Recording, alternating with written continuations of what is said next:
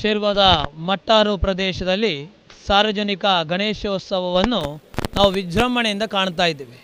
ಬೃಹತ್ ಗಾತ್ರದ ಗಣೇಶನ ಮೂರ್ತಿಯನ್ನಿಟ್ಟು ಸಾರ್ವಜನಿಕರೆಲ್ಲರೂ ಕೂತುಕೊಂಡು ಭಕ್ತಿಯಿಂದ ಭಜಿಸುವಂತಹ ಬಹಳ ಸುಸಂದರ್ಭದಲ್ಲಿ ನಾವಿದ್ದೇವೆ.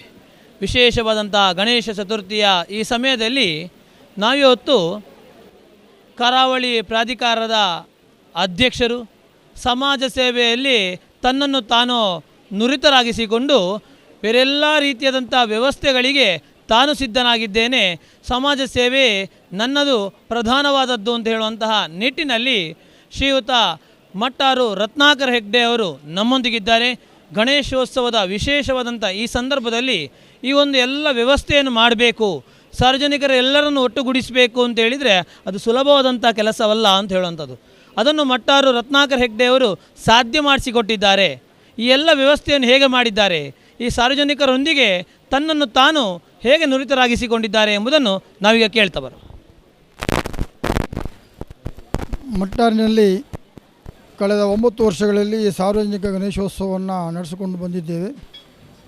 ಇಷ್ಟುವರೆಗೆ ಒಂದೇ ದಿನದಲ್ಲಿ ಕಾರ್ಯಕ್ರಮವನ್ನು ಮಾಡಿಕೊಂಡು ಬೆಳಗ್ಗೆ ಪ್ರತಿಷ್ಠಾಪನೆ ಮಾಡಿ ಸಂಜೆ ಇಲ್ಲಿ ಹತ್ತಿರದಲ್ಲಿ ಹರಿಯುವಂಥ ಪಾಪನಾಶಿನಿ ಹೊಳೆಯಲ್ಲಿ ವಿಸರ್ಜನೆ ಮಾಡುವ ಮುಖಾಂತರ ಒಂದು ದಿನದ ಕಾರ್ಯಕ್ರಮ. ಆದರೆ ದಶಮಾನೋತ್ಸವಕ್ಕೆ ಬಂದಾಗ ಈ ವರ್ಷ 22ರಲ್ಲಿ ಗಣೇಶೋತ್ಸವದ ದಶಮಾನೋತ್ಸವವನ್ನು ಆಚರಣೆ ಮಾಡ್ತಾ ಇದ್ದೇವೆ. ಈ ಗಣೇಶೋತ್ಸವ ಆಚರಣೆ ಸಂದರ್ಭದಲ್ಲಿ ಊರಿನ ಗ್ರಾಮಸ್ಥರು, ಇಲ್ಲಿನ ಎಲ್ಲ ಸಂಘಟನೆಗಳು, ನಮ್ಮ ವಿಶ್ವ ಹಿಂದೂ ಪರಿಷತ್ತು, ಬಜರಂಗ ದಳ ಮತ್ತು ಇತರ ಸಂಘಟನೆಗಳೆಲ್ಲ ಸೇರಿಕೊಂಡು ವಿಜೃಂಭಣೆಯಿಂದ ಈ ಒಂದು 10ನೇ ವರ್ಷದ ದಶಮಾನೋತ್ಸವವನ್ನು ಆಚರಣೆ ಮಾಡಬೇಕು ನಿರ್ಧಾರವನ್ನು ಮಾಡಿದ್ದಾರೆ. ಆ ಕಾರಣಕ್ಕಾಗಿ ನಾವು 3 ದಿನಗಳ ಕಾಲ ಈ ಒಂದು ದಶಮಾನೋತ್ಸವವನ್ನು ಆಚರಣೆ ಮಾಡ್ತಾ ಇದ್ದೇವೆ. 31, 1, 2 ಈ ಸಂದರ್ಭದಲ್ಲಿ ಧಾರ್ಮಿಕ ಕಾರ್ಯಕ್ರಮ, ಅದರ ಒಟ್ಟಿಗೆ ಸಭಾ ಕಾರ್ಯಕ್ರಮಗಳು, ಅದರೊಟ್ಟಿಗೆ ಉತ್ತಮವಾದ ಸಾಂಸ್ಕೃತಿಕ ಕಾರ್ಯಕ್ರಮಗಳನ್ನು ಕೂಡ ಜನರಿಗೆ ಕೊಡಬೇಕೆಂಬ ಉದ್ದೇಶದಿಂದ ಈ ಕಾರ್ಯಕ್ರಮಗಳನ್ನು ನಡೆಸ್ತಾ ಇದ್ದೇವೆ. ಇವತ್ತು ಬೆಳಗ್ಗೆ ಭಾಳ ದೊಡ್ಡ ಶೋಭಾಯಾತ್ರೆ ನಡೆದು ಗಣೇಶನ ಭಾಳ ದೊಡ್ಡ ಮೂರ್ತಿಯನ್ನು ಇವತ್ತು ಈ ಒಂದು ವೇದಿಕೆಯಲ್ಲಿ ಪ್ರತಿಷ್ಠಾಪನೆ ಮಾಡಿದ್ದೇವೆ.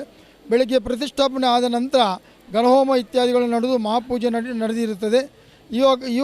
ಈಗ ಕುದ್ರೋಳಿ ಗಣೇಶ್ ಅವರಿಂದ ಒಳ್ಳೆಯ ಕಾರ್ಯಕ್ರಮ, ಮ್ಯಾಜಿಕ್ ಕಾರ್ಯಕ್ರಮಗಳು ನಡೆಯೋದಿದೆ. ಆನಂತರ ದೇವರಿಗೆ ರಂಗಪೂಜೆ, ಆನಂತರ ಭಜನಾ ಮಂಡಳಿಗಳಿಂದ ಸ್ಪರ್ಧೆ, ಕುಣಿತ ಭಜನಾ ಸ್ಪರ್ಧೆ ನಡೆದು ಇವತ್ತಿನ ಕಾರ್ಯಕ್ರಮ ಮುಗಿಯುತ್ತದೆ. ನಾಳೆಗೆ ಬಂದಾಗ ನಾಳೆ ಮತ್ತೆ ದೇವರ ಪ್ರಾತಃ ಕಾಲದ ಪೂಜೆ, ಮಧ್ಯಾಹ್ನದ ಪೂಜೆ, ಅದರ ಮಧ್ಯೆ ಗಣಹೋಮ ಇತ್ಯಾದಿ ನಡೆದು ಸಂಜೆ ಹೊತ್ತಿಗೆ 3 ಗಂಟೆಗೆ ಜಿಲ್ಲೆಯ ಹೆಸರಾಂತ ಕಲಾವಿದರಿಂದ ಜಾಂಬವತಿ ಕಲ್ಯಾಣ ಎಂಬ ಒಂದು ತಾಳಮದ್ದಳೆ ಪ್ರಥಮವಾಗಿ ಈ ಜಾಗದಲ್ಲಿ ನಡೀತಾ ಉಂಟು. ಈ ತಾಳಮದ್ದಳೆ ಸೇವೆ ಇಲ್ಲಿ ನಡೀಲಿಕ್ಕಿದೆ. ತಾಳಮದ್ದಳೆ ನಂತರ ಇವತ್ತು ಸಭಾ ಕಾರ್ಯಕ್ರಮ ಉಂಟು. ತಾಳಮದ್ದಳೆ ನಂತರ ನಾಳೆ ಸಭಾ ಕಾರ್ಯಕ್ರಮ ನಡೀತದೆ.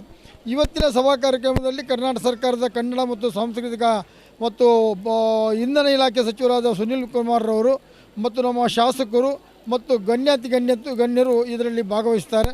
ನಾಳೆ ಶ್ರೀನಿವಾಸ್ ಪೂಜಾರಿ, ನಮ್ಮ ಸಮಾಜ ಕಲ್ಯಾಣ ಮತ್ತು ಹಿಂದುಳಿದ ಸಚಿವರು ಮತ್ತು ಇನ್ನಿತರ ಗಣ್ಯರು ಭಾಗವಹಿಸಲಿದ್ದಾರೆ. ಅದೇ ರೀತಿ 3ನೇ ದಿನಕ್ಕೆ ಬಂದಾಗ ನಾಳೆ ಕೂಡ ರಾತ್ರಿ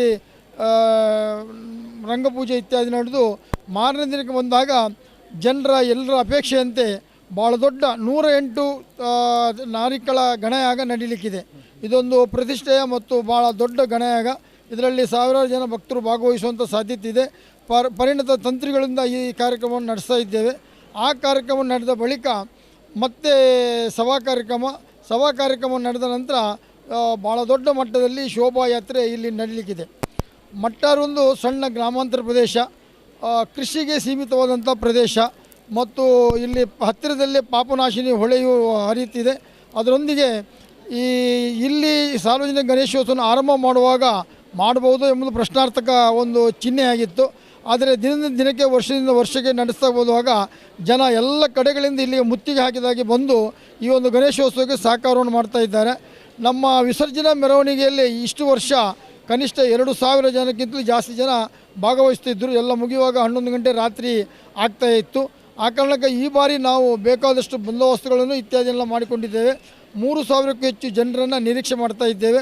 ಒಟ್ಟಿನಲ್ಲಿ ಮಟ್ಟಾರಿನಲ್ಲಿ ನಾವು ಆರಂಭ ಮಾಡಿದಂಥ ಗಣೇಶೋತ್ಸವ 10ನೇ ವರ್ಷವನ್ನು ತಲುಪಿದ್ದು, ಅದರೊಟ್ಟಿಗೆ ಜನರಿಗೆ ಸಾಂಸ್ಕೃತಿಕ ಒಂದು ಕಲೆಯನ್ನು ಪರಿಚಯ ಮಾಡಿಕೊಡುವ ಮುಖಾಂತರ, ಧಾರ್ಮಿಕದೆಡೆ ತಮ್ಮ ಗಮನವನ್ನು ಸೆಳೆಯುವ ಮುಖಾಂತರ ಮತ್ತು ಸಭಾ ಕಾರ್ಯಕ್ರಮ ನಡೆದು ಜನರಿಂದ ಧಾರ್ಮಿಕ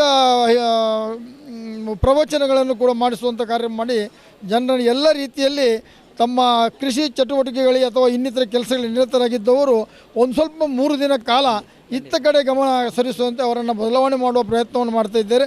ಜನರಿಂದ ಉತ್ತಮ ಪ್ರೋತ್ಸಾಹ ಸಿಗ್ತಾ ಇದೆ. ಈ ಎಲ್ಲ ಕಾರ್ಯಕ್ರಮಗಳು ಜನರ ಸಹಕಾರದಿಂದ ಯಶಸ್ವಿ ಆಗ್ತದೆ ಎಂಬುದಾಗಿ ನಾನು ಹೇಳ್ತಾ, ಇಲ್ಲಿ ನಮ್ಮ ಅಧಿದೇವತೆ ದೈವ ಬೊಬ್ಬರಿ ಅಂತ, ಬೊಬ್ಬರಿಯನ ಒಂದು ಗಡುಪಾಡು ಜಾಗ ಇಲ್ಲಿ ಜಾಗದಲ್ಲಿ ಅವರನ್ನು ನೆನೆದುಕೊಂಡು ಮಾಲಿಂಗೇಶ್ವರ ಮತ್ತು ವಿಷ್ಣುಮೂರ್ತಿ ದೇವರು ಇಲ್ಲಿನ ಆರಾಧ್ಯ ದೇವರುಗಳು. ಬ್ರಹ್ಮ ಬೈದರ್ಕಳ ಗರಡಿ ಕೂಡ ಅಲ್ಲಿ ಕೈ ಮುಗಿದುಕೊಂಡು ಈ ಎಲ್ಲ ಕಾರ್ಯಗಳನ್ನು ಬೊಬ್ಬರಿಯನ್ನು ಮುಂದಿಟ್ಟುಕೊಂಡು ನಾವು ಮಾಡ್ತಾ ಇದ್ದೇವೆ. ಇಷ್ಟವರೆಗೆ ಯಶಸ್ವಿಯಾಗಿದೆ ಅಂತೇಳಿ ಮುಂದೆಯೂ ಯಶಸ್ವಿ ಆಗ್ತದೆ ಎಂಬ ಭರವಸೆಯೊಂದಿಗೆ ನಮ್ಮ ಮಾತುಗಳನ್ನು ಮುಗಿಸ್ತೇನೆ. ಭಾಳ ಸಂತೋಷ ಏನು ಅಂತ ಹೇಳಿದರೆ, ಮತ್ತೊಂದು ವಿಘ್ನ ವಿನಾಶಕ ವಿನಾಯಕ ಪಾಪನಾಶಿನಿ ಅಂತ ಹೇಳುವಂಥ, ಪಾಪವನ್ನೆಲ್ಲ ನಾಶ ಮಾಡುವಂಥ ಪಾಪನಾಶಿನಿ ಆ ಹೊಳೆಯಲ್ಲಿ ವಿಸರ್ಜನೆ ಆಗ್ತಾ ಇರುವಂಥದ್ದು. ಅದರೊಟ್ಟಿಗೆ ಮತ್ತೊಂದು ನಾವು ದೇಶ ಕಂಡಂಥ ಅಪ್ರತಿಮ ನಾಯಕರಾಗಿರುವಂಥ ಶ್ರೀಯುತ ಸಾವರ್ಕರ್ ಅವರ ಫೋಟೋವನ್ನು ನಾವು ಇಲ್ಲಿ ಕಾಣ್ತಾ ಇದ್ದೇವೆ. ದೇಶಕ್ಕೆ ಬೇಕಾದಂಥ ಎಲ್ಲ ರೀತಿಯಾದಂಥ ವ್ಯವಸ್ಥೆ ಮಾಡಿಕೊಟ್ಟು ದೇಶದಲ್ಲಿ ಇಂಥ ಒಂದು ನಾಯಕ ಇರಬೇಕು ಅಂತ ಹೇಳುವಂಥ ಮಟ್ಟದಲ್ಲಿ ನಾಯಕರಾಗಿದ್ದವರು, ಅವರ ಫೋಟೋವನ್ನಿಟ್ಟಂತಹ ಆ ಒಂದು ಸುಸಂದರ್ಭ ಹೇಗಿದೆ? ಇವತ್ತು ವೀರ ಸಾವರ್ಕರ್ ಬಗ್ಗೆ ನಮ್ಮ ಜನರಿಗೆ ಬಹುಶಃ ಎಷ್ಟು ಜನರಿಗೆ ಅದರ ಬಗ್ಗೆ ತಿಳುವಳಿಕೆ ಇದೆ ಅದು ಗೊತ್ತಿಲ್ಲ. ದೇಶಕ್ಕೆ ಸ್ವಾತಂತ್ರ್ಯ ಬರುವ ಸಂದರ್ಭದಲ್ಲಿ ಅದೆಷ್ಟೋ ಜನ ಮಡಿದಿದ್ದಾರೆ, ಜೀವವನ್ನು ಪ್ರಾಣವನ್ನು ಕಳ್ಕೊಂಡಿದ್ದಾರೆ, ಆಸ್ತಿ ಪಾಸ್ತಿಗಳನ್ನು ಕಳ್ಕೊಂಡಿದ್ದಾರೆ. ಸಾವರ್ಕರ್ ಅವರ ಜೀವನವನ್ನು ನಾವು ಓದಿದರೆ ಅವರ ಜೀವನ ಹೇಗಿತ್ತು, ಹೇಗೆ ಮಾಡಿದರು, ಯಾವ ರೀತಿ ಸ್ವಾತಂತ್ರ್ಯಕ್ಕೋಸ್ಕರವಾಗಿ ತನ್ನೆಲ್ಲವನ್ನು ಕಳ್ಕೊಂಡು ಅಂಡಮಾನ್ನಲ್ಲಿರುವ ಜೈಲಿನಲ್ಲಿ, ಸೆಲ್ಯುಲರ್ ಜೈಲಿನಲ್ಲಿ ಅವರು ಕಳೆದಂಥ ದಿನ ಕಂಡರೆ ಖಂಡಿತವಾಗಿ ಕಣ್ಣೀರು ಬರ್ತದೆ. ಅಂಥ ಒಬ್ಬ ಮಹಾನ್ ವ್ಯಕ್ತಿಯನ್ನು ಇವತ್ತು ನಾವು ಸಾರ್ವಜನಿಕವಾಗಿ ಅವರ ಸ್ಮೃತಿ ದಿನಾಚರಣೆ ಮಾಡುವ ಸಂದರ್ಭದಲ್ಲಿ ಅನೇಕ ಕಡೆಗಳಲ್ಲಿ ಅದಕ್ಕೆ ಅಪಸ್ವರವನ್ನು ಹೇಳ್ತಾ ಇದ್ದಾರೆ. ಒಬ್ಬ ರಾಷ್ಟ್ರಭಕ್ತರನ್ನು, ಒಬ್ಬ ರಾಷ್ಟ್ರಪ್ರೇಮಿಯನ್ನು, ಒಬ್ಬ ದೇಶಕ್ಕಾಗಿ ಹೋರಾಟ ಮಾಡಿದವರನ್ನು, ಸ್ವಾತಂತ್ರ್ಯವನ್ನು ದೊರಕಿಸಿಕೊಡುವಲ್ಲಿ ಹೋರಾಟ ಮಾಡಿದವರನ್ನು ನೆನಪಿಸಲು ಖಂಡಿತ ಅರ್ಥ ಇದೆ. ಆ ಕಾರಣಕ್ಕಾಗಿ ಅವರನ್ನು, ನಮ್ಮ ಹಿರಿಯರನ್ನು, ಹೇಗೆ ರಾಷ್ಟ್ರಪಿತ ಮಹಾತ್ಮ ಗಾಂಧೀಜಿಯವರನ್ನು ನಾವು ಇವತ್ತು ಯಾವ ಕಾಲಕ್ಕೂ ನೆನೆಯಬೇಕಾಗ್ತದೆ, ಅದೇ ರೀತಿಯಲ್ಲಿ ಸಾವರ್ಕರ್ ಅಂತವರನ್ನು ಕೂಡ ನೆನೆಯುವಂಥ ಒಂದು ಅವಕಾಶ ನಮಗೆ ಸಿಕ್ಕಿದೆ. ಅದನ್ನು ನಾವು ಇವತ್ತು ಸಾರ್ವಜನಿಕ ಗಣೇಶೋತ್ಸವ ಸಂದರ್ಭದಲ್ಲಿ ಕೂಡ ಅವರ ಭಾವಚಿತ್ರವನ್ನು ಇಟ್ಟು ಜನರಿಗೆ ಅವರು ಸಾವರ್ಕರ್ ನಮ್ಮ ದೇಶದ ಸ್ವಾತಂತ್ರ್ಯಕ್ಕಾಗಿ ಹೋರಾಟ ಮಾಡಿದವರು ಎಂಬುದನ್ನು ನೆನಪಿಸೋಕ್ಕೋಸ್ಕರವಾಗಿ ಈ ಕಾರ್ಯಕ್ರಮವನ್ನು ಮಾಡಿದ್ದೀವಿ. ಭಾಳ ಸಂತೋಷ ಆಗ್ತಿರುವಂಥದ್ದು. ಯಾಕೆ ಅಂತ ಹೇಳಿದರೆ, ಗಣೇಶ ಚತುರ್ಥಿ ಅಂತ ಹೇಳುವಂಥದ್ದು ತಮಗೆಲ್ಲರಿಗೂ ತಿಳಿದಿರುವಂಥದ್ದು. ಬಾಲಗಂಗಾಧರ ತಿಲಕರು ಅಂತ ಹೇಳುವವರು ಸ್ವತಂತ್ರಕ್ಕೋಸ್ಕರವಾಗಿ ಭಾರತೀಯರನ್ನು ಒಟ್ಟು ಮಾಡಬೇಕು ಅಂತೇಳಿ, ಆದರೆ ಅದೊಂದು ಗಣೇಶ ಚತುರ್ಥಿ ಅಂತ ಹೇಳುವಂಥದ್ದು ಆಚರಣೆ ಮಾಡುವ ಆ ಮೂಲಕವಾಗಿ ಭಾರತೀಯರನ್ನೆಲ್ಲರೂ ಒಟ್ಟು ಮಾಡಿಕೊಂಡು ಭಾರತಕ್ಕೆ ಸ್ವತಂತ್ರ ದೊರಕಿಸಿಕೊಡುವ ಅಂತ ನಿಟ್ಟಿನಲ್ಲಿ. ಅದೇ ರೀತಿಯಾಗಿ ಸ್ವತಂತ್ರದ ಸಮಯ, ಸ್ವತಂತ್ರದ ನಂತರವೂ ಕೂಡ ಸಾವರ್ಕರ್ ಅವರು ಕೂಡ ಭಾರತೀಯರನ್ನಾಗಿಸಿಕೊಂಡು ಭಾರತದ ಪ್ರೇಮವನ್ನು ಬೆಳೆಸಬೇಕು ಅಂತ ಹೇಳುವ ನಿಟ್ಟಿನಲ್ಲಿ ಅವರ ಸೇವೆಯನ್ನು ಮಾಡಿದವರು. ಇಂತಹ ಒಂದು ಸೇವೆಯನ್ನು ನುಡಿಯುವಂತಹ ವಿಶೇಷ ಕ್ಷಣವನ್ನು ನಾವು ಈ ಒಂದು ಪ್ರದೇಶದಲ್ಲಿ ನೋಡಿದೆವು. ಮಹಾಗಣಪತಿ ದೇವರು, ಅದೇ ರೀತಿಯಾಗಿ ಇಲ್ಲಿರುವಂಥ ಎಲ್ಲ ದೇವರು ಇವರಿಗೆ ಇನ್ನಷ್ಟು ವರ್ಷಗಳ ಕಾಲ ಈ ಒಂದು ಸಂಭ್ರಮಾಚರಣೆಯನ್ನು, ಚತುರ್ಥಿಯನ್ನು ಮಾಡಲಿಕ್ಕೆ ಅವಕಾಶ ನೀಡಲಿ ಅಂತ ಕೇಳ್ಕೊಳ್ತಾ ಇದ್ದೇನೆ. ವಂದನೆಗಳು. ಲಂಬೋದರ ತು ವಿನಾಯಕ ತು ಮಲ್ಲೋಳೇಶ್ವರ ಮೋರ್ಯ ವಿಘ್ನೇಶ್ವರ ತು